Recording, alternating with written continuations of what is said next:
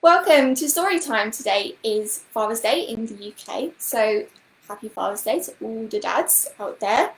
And today we're going to be reading a story about families. A bit of an unconventional family. Oh, there it is. A bit of an unconventional one, but still all the same. There's some great little moments with them. So, not all families are perfect, so it's quite nice that we get to do this one. I'm going to bring this a little bit closer so you guys can actually see this.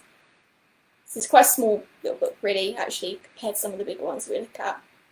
So today it's The Wind in the Willows, and we're going to be looking at the first chapter. It's by Kenneth Grahame, and it was first published around 1908. I want to make sure that I get that right, but so a very, very long time ago now. But still a wonderful little story. What's really nice about this particular copy, it has the illustrations in it, which is great. And the illustrations may look a little bit familiar to some of you, and that's because the illustrator is E.H. Shepard, who illustrated Winnie the Pooh. So a little bit relevant. So that's cool. So, and what's really nice about this one is they're actually colorized as well, and the colorization is like the official authenticated colorizations as well, which is good, which I think he was involved in. I feel like he was involved in it as well, which is really cool. So this particular copy was originally printed around early 90s, around maybe 93. I don't remember where I got this copy.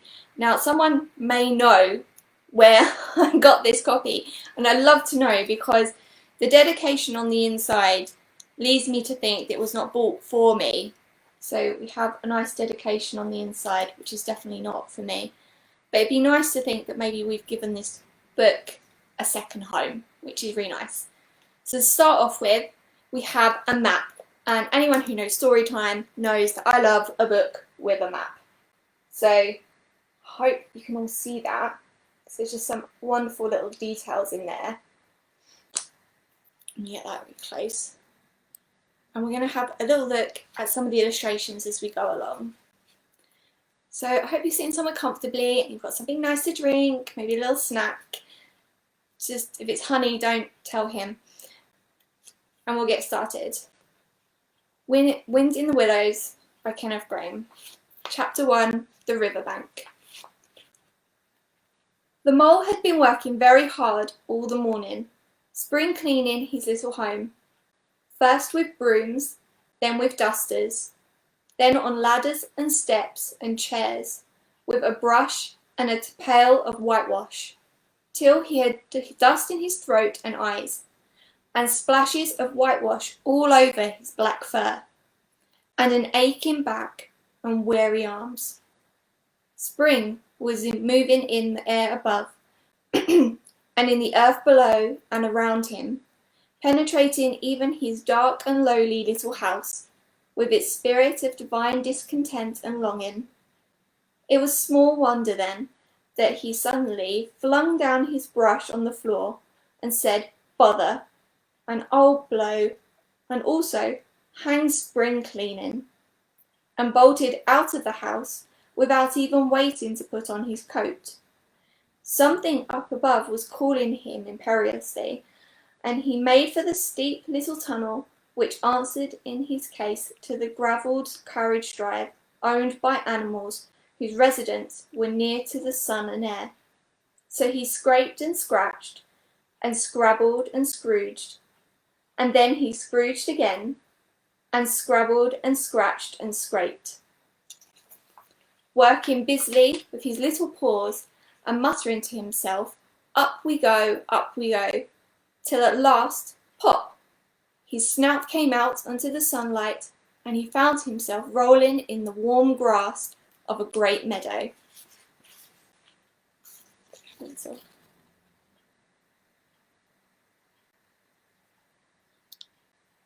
Cute little illustration there of him doing some decorating.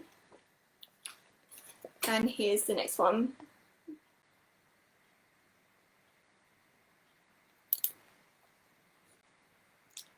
"This is fine," he said to himself. "This is better than whitewashing." The sunshine struck hot on his fur, soft breezes caressed his heated brow, and after the seclusion of the cellarage he had lived in so long, the carol of happy birds fell on his dulled hearing almost like a shout.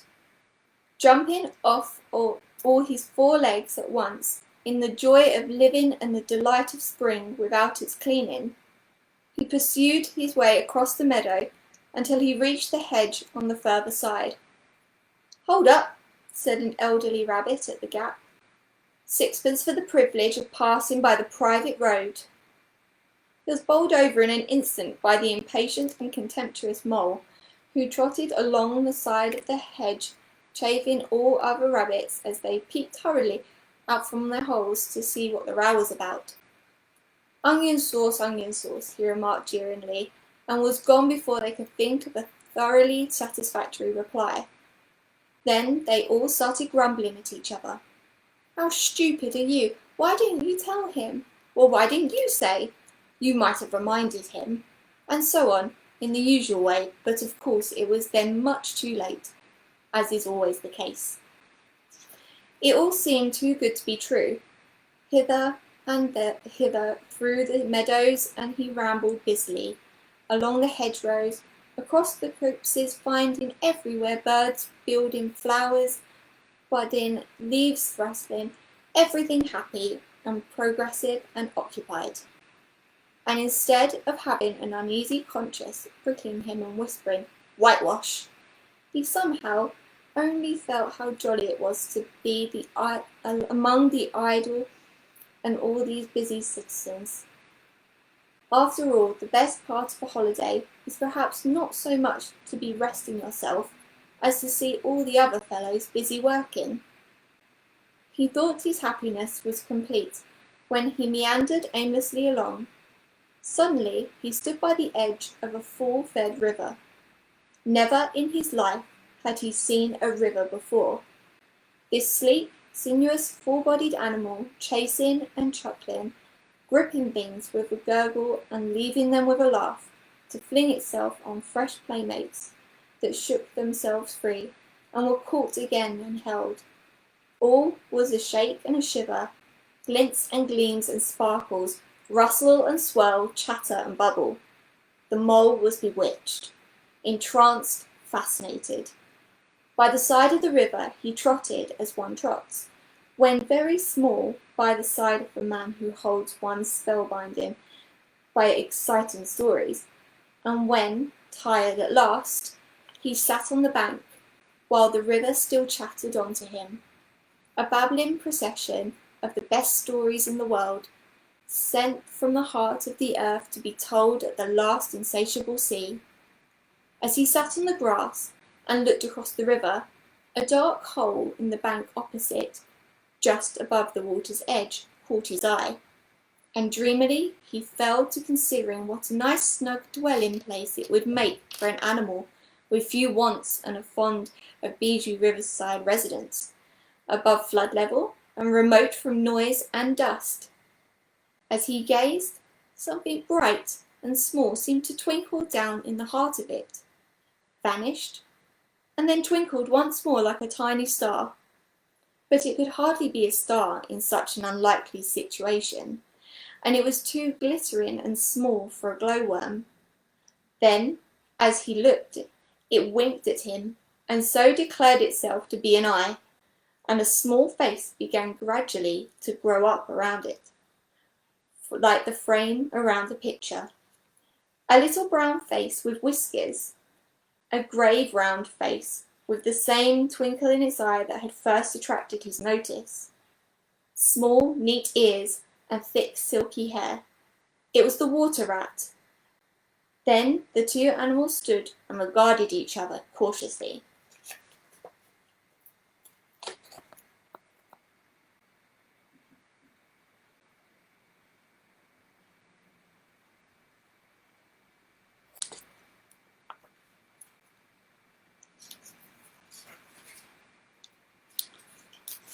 "Hello, Mole," said the water rat.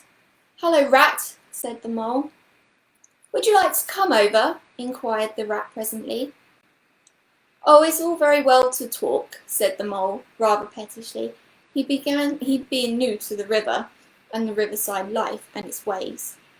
The rat said nothing, but stooped and unfastened a rope and hauled on it, then lightly stepped into a little boat which the mole had not observed. It was painted blue outside and white within, and was just the size for two animals, and the mole's whole heart went out into it at once, even though he did not yet fully understand its uses.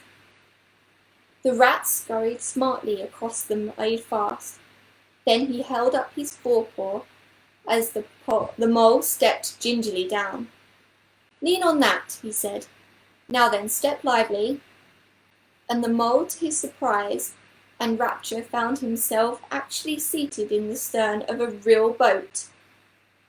"This has been a wonderful day," he said as the rat shoved off and took to the sculls again. "Do you know, I've never been in a boat before in all my life." "What?" cried the rat, open-mouthed. "Never been in a... You never? Well, what have you been doing then?"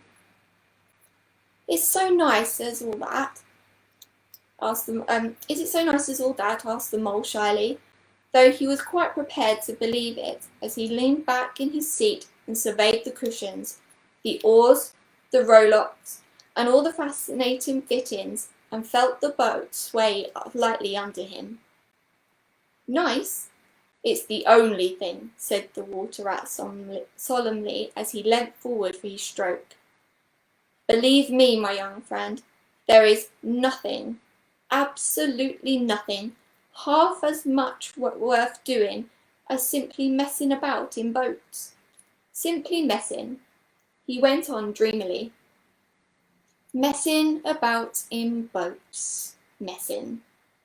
"Look ahead, rat!" cried the mole suddenly. It was too late. The boat struck the bank full tilt, and the dreamer, the joyous oarsman, lay on his back at the bottom of the boat, his heels in the air. "About in boats or with boats," the rat went on composedly, picking himself up with a pleasant laugh. "In or out of them, it doesn't matter. Nothing really seems to matter. That's the charm of it. Whether you get away or whether you don't. Whether you arrive at your destination or whether you reach somewhere else. Or whether you never get anywhere at all. You're always busy, and you never do anything in particular. And when you've done it, there's always something else to do. And you can do it if you like, but you'd much better not. Look here, if you've really nothing else on your hand this morning, supposing we drop down the river together and have a long day of it." The mole wagged his toes from sheer happiness, spread his chest with a sigh of full contentment, and leaned back blissfully into the soft cushions. "What a day I'm having," he said. "Let us start at once." "Hold hard a minute then," said the rat.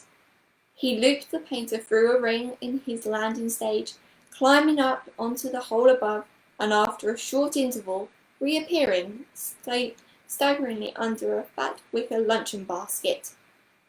"Shove that under your feet," he observed to the mole, as he passed it down the boat. Then he untied the painter and took the sculls again. "What's inside it?" asked the mole, wriggling with curiosity. "There's cold chicken inside of it," replied the rat briefly. "Cold tongue, cold ham, cold beef, pickled gherkins, salad, French rolls, cress and wedges, spotted meat, ginger beer, lemonade, soda water—" "Oh, stop, stop!" cried the mole in ecstasies. "This is too much." "Do you really think so?" inquired the rat seriously. "It's only what I always take on these little excursions, and the other animals are always telling me that I'm a mean beast and cut it very fine." The mole had never heard a word he was saying, absorbed in his new life he was entering upon, intoxicated with the sparkle, the ripple, the scents and the sounds and the sun. He trailed a paw in the water and dreamed long walking dreams. The water rat, like the good little fellow he was, scullied steadily on and forbore to disturb him. "I like your clothes awfully, old chap," he remarked after some half-hour or so had passed. "I'm going to get a black velvet smoking suit myself one day, as soon as I can afford it." "I beg your pardon," said the mole, pulling himself together with an effort. "You must think me very rude, but all of this is just so new to me." "So this is a river?" "The river," corrected the rat. "And you really live by the river? What a jolly life!" "By it and with it, and on it and in it," said the rat. "It's brother and sister to me, and aunts and company, and food and drink, and naturally washing. It's my world, and I don't want any other. What it hasn't got is not worth having, and what it doesn't know isn't worth knowing. Lord, the times we've had together, whether in winter or summer, spring or autumn. It's always got its fun and its excitement. When the floods are on in February, and my cellars and basements are brimming with drink, that's no good to me, and the brown water runs by my best bedroom window. Or again, when it all drops away and shows patches of mud that smell like plum cake, and the rushes and weed clog the channels, and I can potter about dry shod over most of the bed, and it find fresh food to eat, and things careless people have dropped out of boats." "But isn't it a bit dull at times?" the mole ventured to ask. "Just you and the river, and no one else to pass a word with?" "No one else to—" "Well, I mustn't be hard on you," said the rat with forbearance. "You're new to it, and of course you don't know. The bank is so crowded nowadays that many people are moving away altogether. Oh no, it isn't what it used to be at all. Otters, kingfishers, dabchicks, moorhens, all of them, about all day long, and always wanting you to do something, as if a fellow had no business of his own to tend to." "What lies over there?" asked the mole, waving a paw towards the background of the woodland that darkly framed the water meadows on one side of the river. "That? Oh, that's just the wild wood," said the rat shortly. "We don't go there very much, we river bankers." Aren't they very nice people in there?" said the mole, a trifle nervously. "Well," replied the rat, "let me see. The squirrels are all right, and the rabbits, some of them, but rabbits are a mixed lot. And then there's Badger, of course. He lives right in the heart of it. Wouldn't live anywhere else, either if you paid him to do it. Dear old Badger. Nobody interferes with him. They'd better not," he added significantly. "Why, who should interfere with him?" asked the mole. "Well, of course, there are others," explained the rat in a hesitating sort of way. "Weasels and stoats and foxes and so on. They're all right in a way. I'm very good friends with them, pass the time of day when we meet and all that. But they break out sometimes, there's no denying it, and then, well, you just can't really trust them, and that's the fact." The mole knew very well that it was quite against animal etiquette to dwell on possible trouble ahead, or even to allude to it, so he dropped the subject. "And beyond the wild wood again?" he asked, "where it's all blue and dim, and one sees what may be hills, or perhaps they mayn't, and something like the smoke of towns, or is it only cloud drift?" "Beyond the wild wood comes the wild world," said the rat, "and that's something that doesn't matter either to you or me. I've never been there, and I'm never going, nor you either, if you've got any sense at all. Don't refer to it again, please. Now then, here's our backwater at last, where we're going to have lunch." Leaving the main stream, They now passed into what seemed at first sight like a little landlocked lake. Green turf sloped down either to the edge. Brown, snaky tree roots gleamed below the surface of the quiet water, while ahead of them, the silvery shoulder and foaming tumble of a weir, arm in arm with a restless dripping mill wheel that held it up to a grey gambled mill house, filled the air with soothing murmur of sound, dull and smothery, yet with little clear voices speaking out cheerfully out of it at intervals. It was so very beautiful that the mole could only hold up forepaws and gasp, "Oh my, oh my, oh my." The rat brought the boat alongside the bank, made her fast, helped the still awkward mole safely ashore, and swung out the luncheon basket. The mole begged for a favour to be allowed to unpack it all by itself, and the rat was very pleased to indulge him, and to sprawl at full length on the grass and rest, while his excited friend shook out the tablecloth and spread it, took out all the mysterious packets one by one, and arranged their contents in due order, still gasping oh my, at each fresh revelation.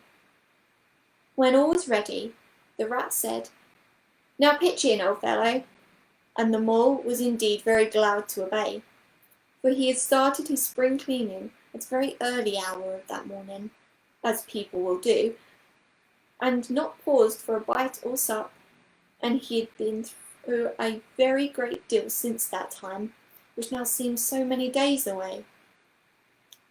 "What are you looking at?"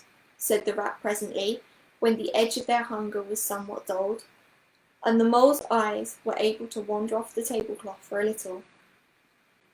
"I am looking," said the mole, "at a streak of bubbles that I see travelling along the surface of the water.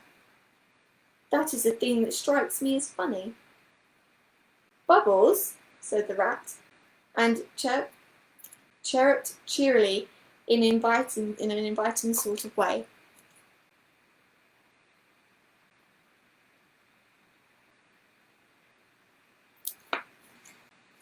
We'll quickly jump back to another picture that you guys didn't get to see.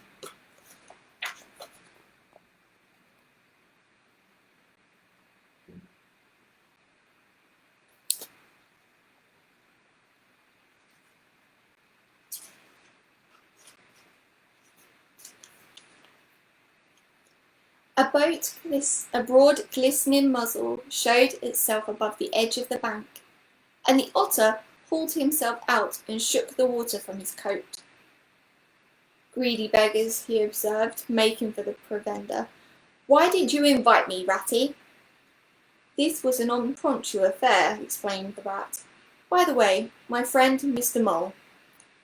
"Proud, I'm sure," said the otter, and the other two animals were friends forthwith.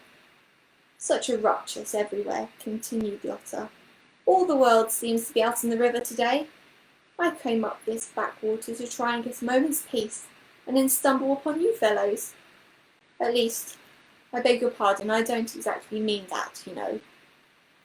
There was a rustle behind them proceeding from a hedge wherein last year's leaves still clung thick, and a stripy head with high shoulders behind it peered forth on them. "Come on, old Badger," shouted the rat. Badger trotted forward a pace or two, then grunted, "Company," and turned his back and disappeared from view.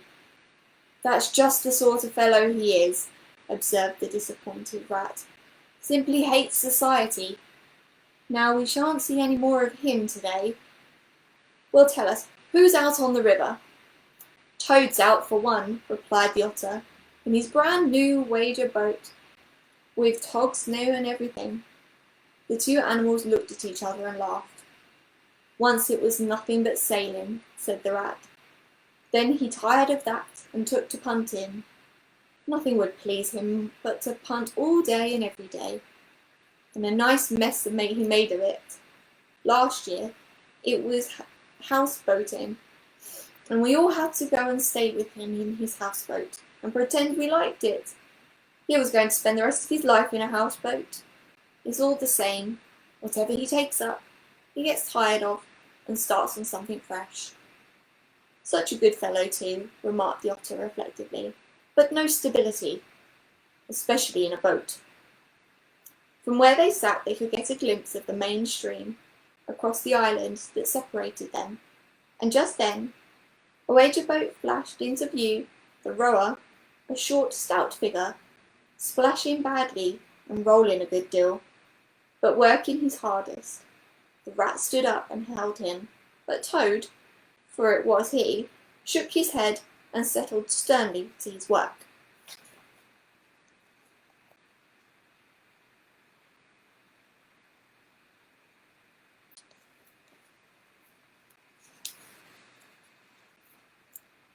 He'll be out of the boat in a minute, if he rolls like that, said the rat, sitting down again. Of course he will, chuckled the otter. Did I ever tell you that good story about Toad and the lock-keeper? It happened this way.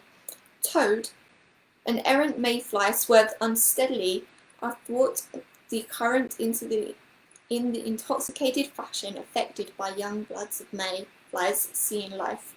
A swirl of water and a clop, and the mayfly was visible no more. Neither was the otter. The mole looked down, his voice still in his ears, but the turf whereupon he had sprawled was clearly vacant. Not an otter to be seen, as far as the distant horizon. But again there was a streak of bubbles on the surface of the river, and Rat hummed a tune, and the mole recollected that animal etiquette forbade any sort of comment on the sudden disappearance of one's friends at any moment, for any reason, or no reason whatever. Well, well, said the rat, I suppose we ought to be moving. I wonder which of us had better pack the luncheon basket. He did not speak as if he was frightfully eager for the treat. Oh, please let me, said the mole. So of course the rat let him. Packing the basket was not quite such pleasant work as unpacking the basket. It never is.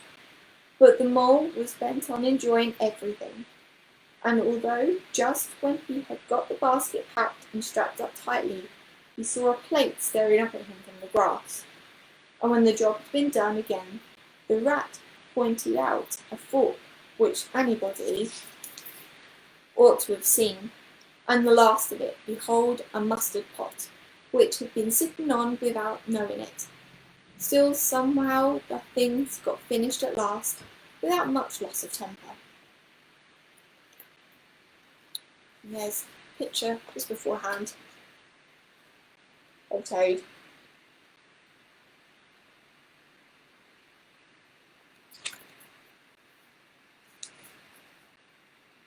The afternoon sun was getting low as the rat scurried gently homeward in a dreamy mood, murmuring poetry things over to himself and not paying much attention to Mole. But the mole was very full of lunch and self-satisfaction and pride, and already quite at home in a boat, so he thought, and was getting a bit restless besides. And presently he said, Ratty, please, I want to row now. The rat shook his head with a smile. Not yet, my young friend, he said. Wait till you've had a few lessons. It's not as easy as it looks. The mole was quiet for a minute or two, but began to feel more and more jealous of Rat. Sculling so strongly and so easily along, and his pride began to whisper that he could do it every bit as well. He jumped up and seized the sculls so suddenly that the rat, who was gazing out over the water and saying more poetry things to himself, was taken by surprise and fell backwards off his seat, with his legs in the air for a second time, while the triumphant mole took his place and grabbed the sculls with entire confidence. Stop it, you silly ass, cried the rat from the bottom of the boat. You can't do it, you'll have us over. The mole flung his sculls back with a flourish and made a great dig at the water. He missed the surface altogether. His legs flew up over his head, and he found himself lying on the top of the prostrate rat. Greatly alarmed, he made a grab at the side of the boat and at the next moment, splosh, over went the boat, and he found himself struggling in the river. Oh my, how cold the water was, and oh, how very wet it felt. How it sang in his ears as he went down, down, down. How bright and welcome the sun looked as he rose up to the surface, coughing and spluttering. How black was the despair he felt when he felt himself sinking again. Then a firm paw gripped him by the back of his neck. It was the rat, and he was evidently laughing. The mole could feel him laughing, right down his arm through his paw, and so into the mole's neck. The rat got hold of the skull and shoved it under the mole's arm. Then he did the same by the other side of him, and swimming behind, propelled the helpless animal to shore, pulled him out and set him down on the bank, a squashy, plumpy lump of misery.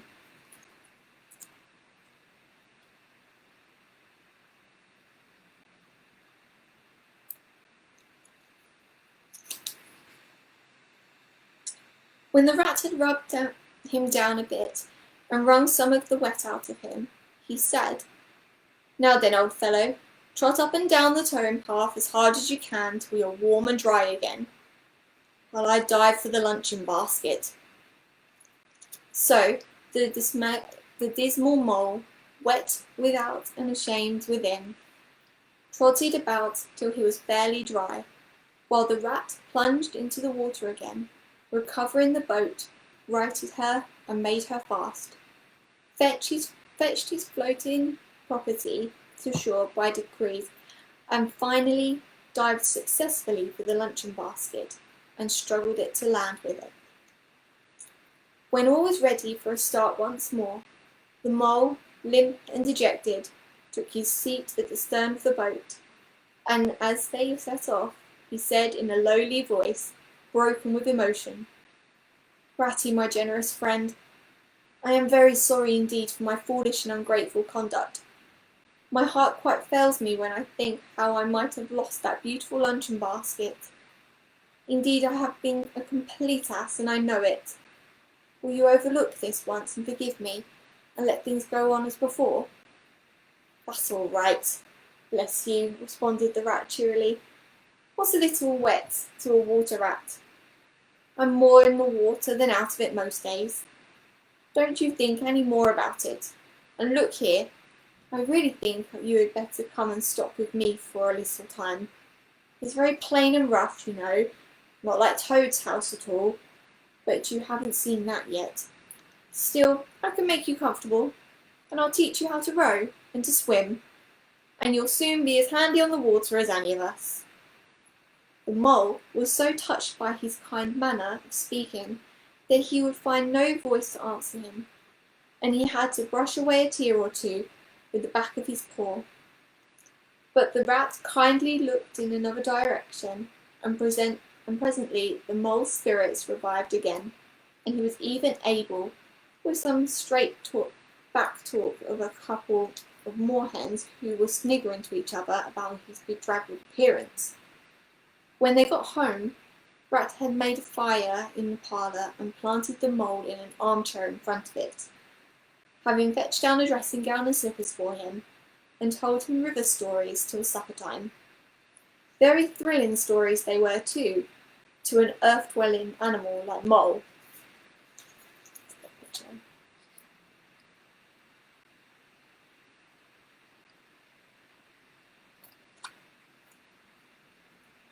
Stories about weirs and sudden floods, and leaping pike, and streamers that flung hard bottles. At least bottles were certainly flung, and from streamers, so presumably by them. And about herons, and how particular they were with whom they spoke to. And about adventures down drains, and nightly fishings with otter, or excursions far afield with badger. Supper was a most cheerful meal.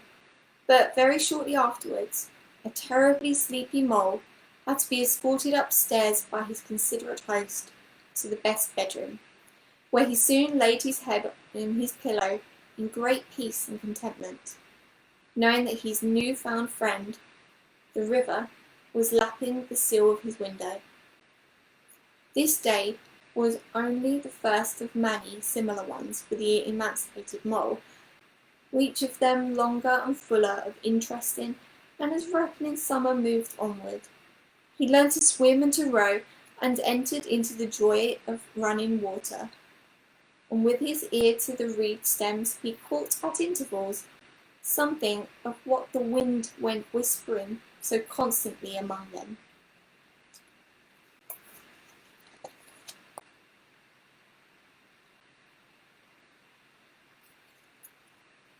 And that's the end of chapter 1 of The Wind in the Willows, The Riverbank. So if I come back to the cover here, I just wanted to share with you guys on the back. It's a very small but very intricately detailed picture of Mr. Toad, which I think is quite cool.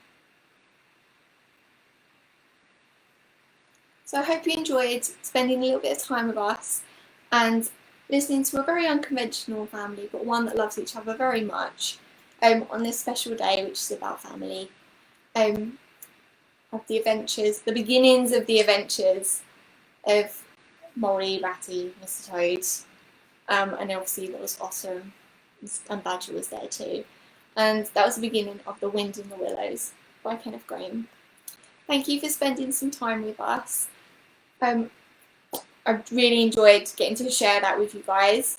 And obviously, as always, Pooh Bear loves that you all come to spend some time with us. So we look forward to the next story time and hope you can join us. Hope you have a lovely day and a great week. We'll see you next time.